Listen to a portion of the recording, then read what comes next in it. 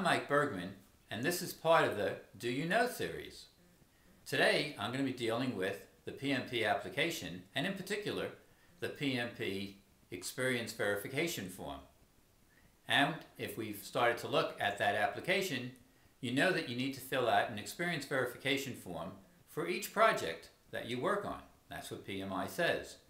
What I'd like you to think about, wow, how many projects did I work on to get those 4,500 or 7,500 hours that I need? A lot. Well, what if you combine projects into programs so that you only need to fill out 2 to 4 experience verification forms? That would mean 2 to 4 programs. That's actually legit, and a lot of folks are doing that to help them in filling out the application. So that's the first thing to consider. The next part is, what do I do? Okay, I've got my project, and if we look at that experience verification form, we need to figure out the hours. Okay, let's look at the macro view. I've got 2 points I want you to think about here. Let's say I've worked on this program for 10 months, and I'm a full-time project manager. What does that mean? Let's see, on the average, I spend 160 hours a month working in the role of project manager, times 10 months, that comes out to about 1,600 hours. Okay, so you now know the effort hours and you know the duration for that program. By the way, if I was a part-time project manager, maybe only 80% effort, I would multiply that effort hours by 80% to get my total number.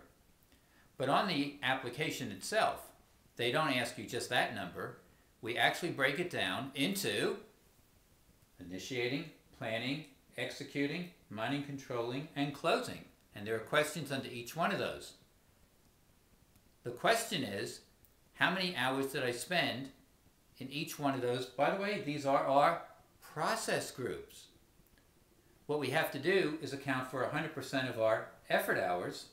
And what I'll pose to you, these numbers that I've put here are actually the averages that an average project manager spends working in the various process groups. So if you take that 6% times how many hours you worked on that program, you would then have a ballpark for the total number of hours to put for initiating. There are about 4 or 5 questions, and you can answer them accordingly. So what have I done really with this? Is what I've asked you to do, if you think about grouping your projects into programs, figuring out a macro, how many hours you've worked, as well as the percentage breakdown by process groups, once you have that information, you can spend maybe 2 minutes in filling out the rest of that experience verification form per project that you're working on to be more efficient in filling out that form. Thank you.